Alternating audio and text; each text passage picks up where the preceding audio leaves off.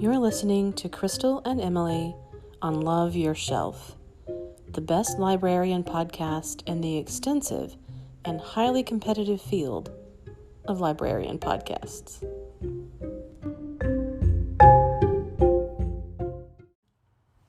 Hello. Hello. Today we're actually in the same room recording. Which is weird that we've never done this before. Right. Really, we haven't. Yeah. I don't think we can look at each other while we're doing it. I know. I had forgotten that this was an option.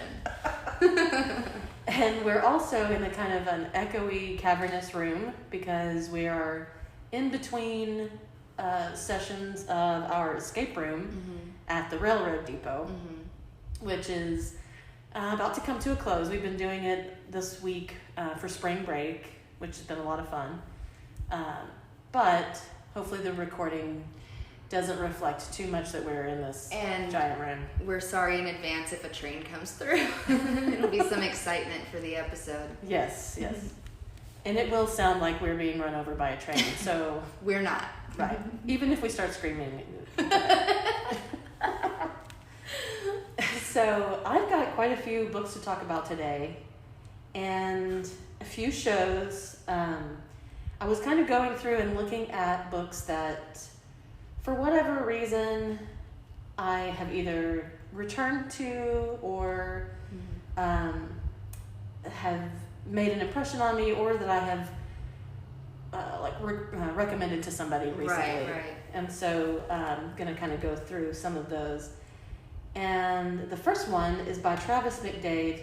It's a very long title, but it needs it. Yeah, so hit me. It's called The Thieves of Book Row, New York's Most Notorious Rare Book Ring, and the Man Who Stopped It. And I listened to this as an audiobook and then read it again. And it's pretty fascinating. There's all kinds of intrigue in the rare book world, you know? Man, I would not want to mess with those people. Yeah. I'll put it that way. They seem intense. Yeah, right? I don't know why exactly, but... Rare book dealers. Yeah. I guess there's that movie, is it The Ninth Gate? With Johnny Depp. That might be what I'm going off of. Maybe it really impacted These people, are pretty nuts. So. Yeah.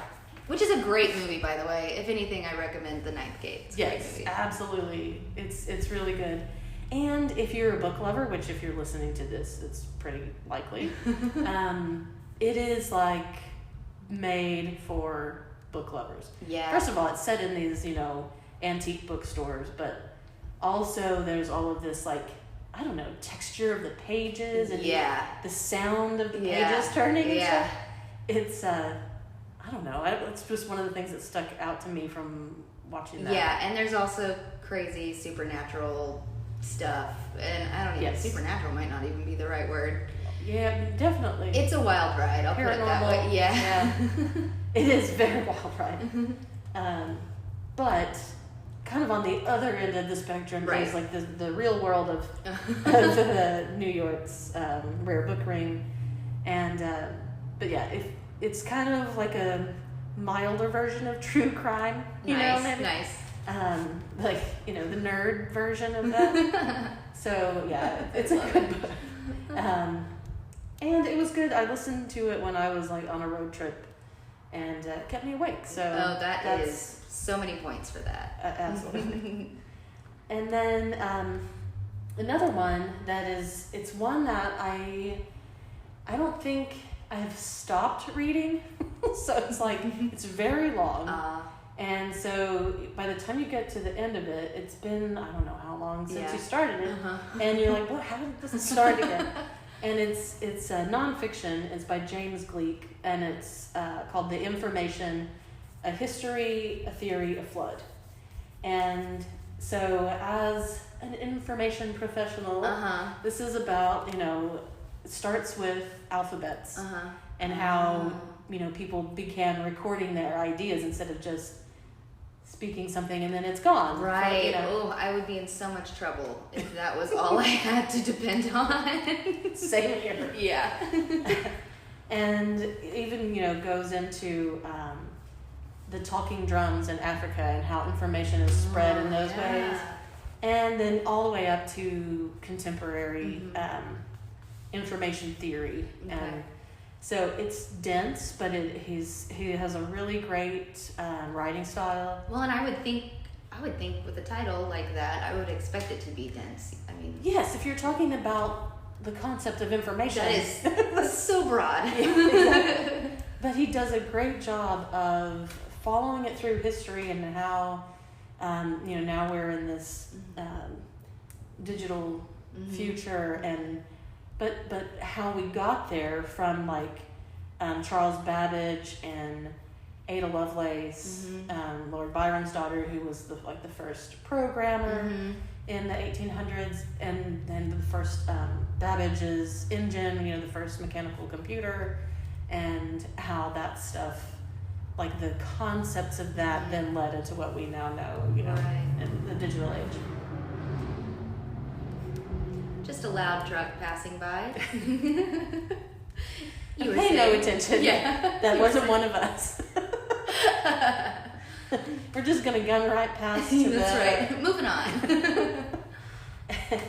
And anyway, so yes, I recommend it. It may take you a year to read it. I don't know how. Nothing wrong with that. No, it took me a long time because I was making notes and thinking about it, and anyway, so it's worth it for sure.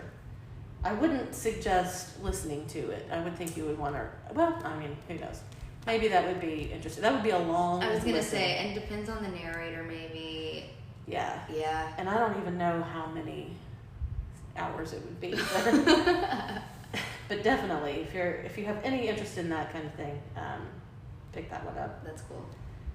Another one is one that the past couple of years ago, it was one of those that lots of book clubs were checking out, and everybody was talking about Everything I Never Told You by Celeste Ng, and it's about a Chinese American family, and it sort of opens with the death of one of the daughters, but then it goes through how that came about and how the family deals with it, and it deals with issues of the family dynamics and culture and race and and all of that kind of stuff, and it's very, very good.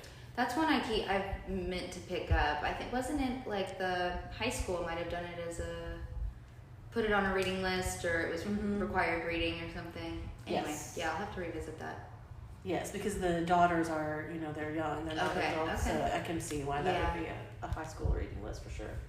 But it's not young adult fiction. Okay, and then another one is called The Grown Up, but it's not about a person who acts like a grown up, by Gillian Flynn. Is it about me? I wasn't going to say that. A biography about Emily Childress. The Grown Up. I could just see, like crossing your arms. No, mine would be called The Grown Up in quotation marks. This is kind of like that. It's kind of the quote grown up in quotation marks, and it's by the author of Gone Girl. Okay. And it's kind of short, and it's about a young woman who is she fraudulently claims to read auras, but that's the only way she can fend for herself. She does this to make a living, and then she meets this lady and goes to this house and discovers that maybe her powers are not fraudulent. And so it's a quick read. It's atmospheric. It's quirky. Cool. The character is funny, but it's also creepy. I recommend almost anything by Flynn. I was gonna say she's popular for a reason. And her books are all different. Yeah, like different. I don't know, the style-wise, approach, and the character approach, and So that's another great one. And then I can't remember if we've talked about it before, but I don't think so. And Jeff Vandermeer wrote Annihilation and then 2 additional novels in the Southern Reach trilogy. And Annihilation, the first one, was made into a movie with Natalie Portman. And the book is great. The movie is good. Pretty messed up. It is.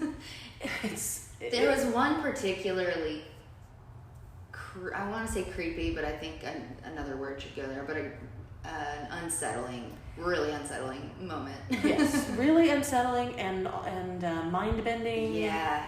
And, another one of those that, questions your reality. Yeah, and I would still recommend it. All of that being said, I would still recommend watching it, but yeah. And I would recommend the books. The books are a little more, I think maybe staid is the word I want to say. It's more serious-minded. I don't know. The movie is kind of follows these characters as they're exploring this new whatever, they don't really know what it is, this new dimension kind of thing that has appeared out of nowhere, and they're kind of like soldiers, so it's almost more like action based than the book really is. The book kind of takes more focus on the base, and the visuals were a big part of the movie. I don't know how much the book gets into that, but I would think when you're making a movie about this, you would kind of, you could really, use the visuals to your advantage, making a movie out of this. Yeah. So. Yeah, and when I read the book before I saw the film, and I could not fathom how they were going to make that. Interesting. Okay, yeah. Oh gosh, I cannot imagine. Now I can't imagine what it looks like on a page, like how you would write about it. Yeah. I'll have to, check it out. I'll have to check it out. Yeah. And it's another one that's not it's a quick read. It's not going to take you a year to finish. Yeah. Another one, and this is, everybody's going to be like, of course you're going to like this book, Crystal, but it's by John Palfrey. It's called Bibliotech, Why Libraries Matter More Than Ever in the Age of Google. And so this kind of ties into the information. And it's about how libraries are a key in educating the populace in how to make use of digital features. Yes. And so, and he sort of makes a case for, it's a very short book, but it's very succinct and concise, and he just kind of lays his points out there and says, obviously, librarians need to be up on these things, and they need to be teaching the public these things, and because it's basically, it's so exponential in its growth that information is, that it is demanding of people, and librarians in particular, to be familiar with it and to stay abreast of all of the changes and how to stay safe and how to stay, aware of things that are going on in the world, and how to evaluate the sources that we're reading, which is ever increasingly important to make sure that we know that the information that we're taking in is valid, and real. So, anyway, good book. Yeah, and I will say, when I, came to the library, you think you have an idea of what it's going to be like as a librarian, and then it's not what you think it's going to be like, in a great way. Just there are so many areas and facets that that we have to know and be a part of and be leaders in a certain way, and it is. It's always surprising, and it changes all the time. I mean, obviously this last year it's changed hugely, but then prior to that, I think even from when I started as a public librarian, which is about 9 years ago, my daily duties and tasks and stuff that I did have changed drastically. Absolutely. And from the fact that we used to teach basic computer classes and basic computer skills until we really stopped having people, everybody, and I'm not going to say that, but there's still people who struggle with that, but basically everybody got up to snuff on that, and we stopped having requests for those kind of classes. or even we had tech help, and there's so much fewer requests for those things because so many people are learning it, which is that. Great. Yeah. Yeah. Cool. Not that we were 100% responsible for that. No, absolutely not. It's not like we educated everybody. We're all caught up. But I get what you're saying. Yeah, but it definitely has changed. The people's needs have changed. People's interactions with social media and all of that. And so, when I was first teaching classes in the library, I was teaching people how to use a mouse. And, what the components of a computer were. Yeah. And we just don't really have much request for that anymore. So, and that's just within a few years. Yeah. It's a lot of, I don't remember my password. Which we all struggle with. I'm like, girl, me too. Yeah, do you know mine? Because I don't know. Maybe we can help each other. I don't know. A buddy system. Right. So I think that's all the books that I want to recommend.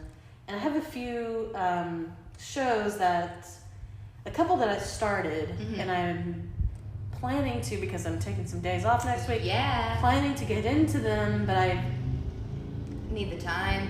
Yes. And need to let this car go by. Yep.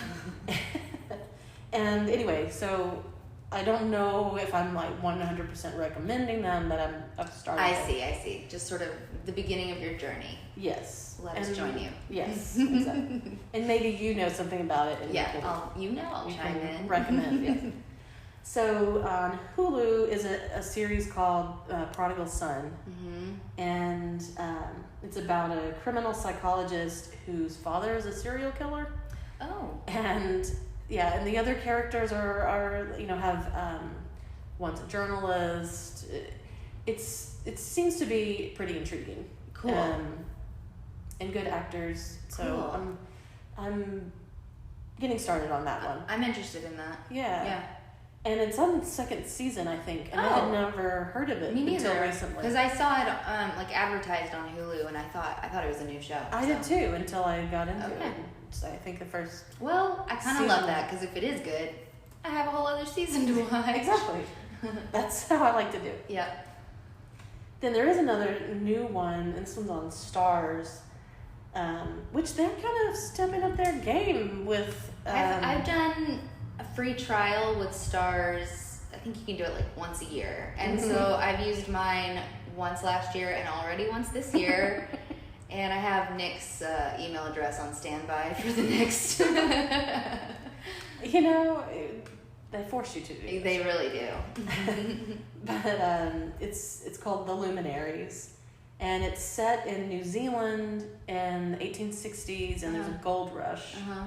And it's based on a novel by Eleanor Catton. I was going to say, that sounds familiar. Yeah. Maybe that's why. It was a popular book. Okay. But it seems interesting, and like I said, Stars has had some good series. We talked about, of course, Outlander is on Stars. Oh yeah, that's right. And so there's, they're kind of beefing up their series.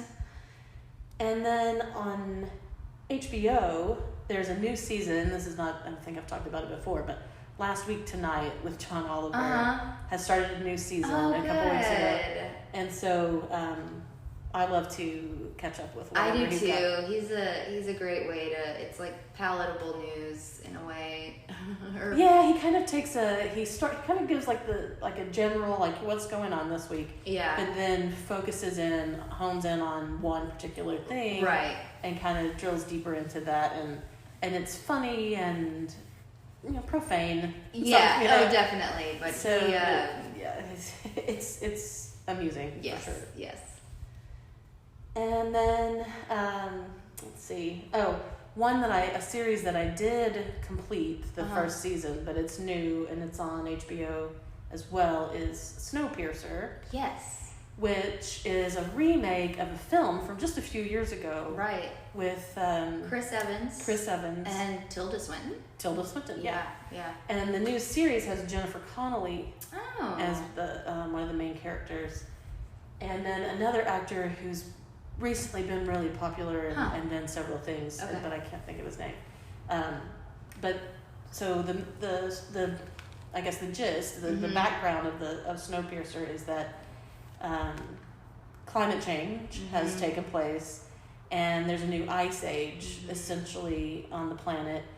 But this one like uber wealthy guy built this train that's I don't know how many. That's one of the things that's how the series tracks is how many cars there are. That's right.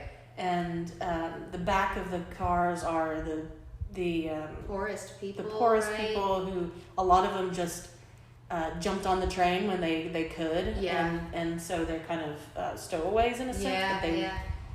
But the idea of the train is that it's protected from the cold and it never stops. So it just circles the globe. And that's how they, don't get frozen in this ice age. But the front of the train is the powerful, wealthy people, and then it kind of, basically the hierarchy goes down from there. Right. So does the show pick up where the movie left off, or no? It's a remake. So that's cool. Yeah, I like that because I was like, I kind of felt like the movie. I don't really remember, but I was like, not sure how they would go off of that. So that's good to know. Cool. Yes, and yeah, you're right because there wouldn't be much after that. Tell. And this one, the series ends, and it's definitely open for continuing. That's cool. Okay, good. Because that's a fascinating concept. It is. And then, so the people in the rear of the train are treated very poorly, but every once in a while they can, work their way up, or they think that that's what they're going to do. Right. But they don't really know what's going on in the front of the train. Right. And that it's not like your typical idea of contemporary what a train is like now. Even one that is like a cross country train. It's enormous, and especially the beginning cars are like palaces. It's a very sci-fi kind of concept for this train. But it's also it's beautiful and it's beautiful in the set decoration sense. Right. And then the back of the train is obviously pretty dismal. Very dismal and ugly, and though their way of life, they're just barely scraping by. Right. And so it's kind of like this enclosed system that's commenting on social hierarchies. And then throws in some mystery and a person from the rear of the train is one of the main characters which was the case in the movie, is that right? Yes. Okay, yeah. And sort of brought into the business of what's going on in the other parts of the train, and then maybe try to turn things around. I'm gonna watch this tonight. That sounds like a good thing to watch. And with anything like that, I think that there are some scenes that are rough because it's a rough notion. That situation is pretty bleak. Yes, and they can't be outside of the train for even because it's a minute so cold. Because the extreme cold they would freeze. Oh no. So it's like high speed but enclosed, which is kind of more terrifying than anything else. Because it's if you have, if you have problems with small spaces, imagine that's where you live forever and you're going really, really fast. And I do have problems with closed spaces. I'm just gonna lay down in the snow for a minute here. You don't want to do that. Just get a breath of fresh air. So even at the front of the train, that's still that concept. Sure, you can't escape that. Can't get out of there. Cool. I would recommend it. And I would even say if you haven't seen the movie, it's worth seeing both. Because it's just very different approaches to telling the same story. I think that's cool. And I think that's all I have to talk about. Fun. Yeah, so that was kind Giving of a me quick some one. good recommendations. Yeah. And we will be wrapping up our escape rooms, and we're starting more events. Yeah, we've yeah. got some So fun things on the horizon. exactly. In April, we're going to have a how-to festival again, which we've had in previous years, many years actually. I want to say we're on our 8th, I think, Yeah. annual, even though we skipped one. Yeah. And that's going to be at the library. It'll be outside. And then we're going to have an Earth Day celebration in April as well. And we're already planning for all of our summer fun, so stay tuned. Yeah. Buckle up, guys. Yeah. And we'll talk to you here in a week or so. Sounds like a plan. Bye. Bye, y'all.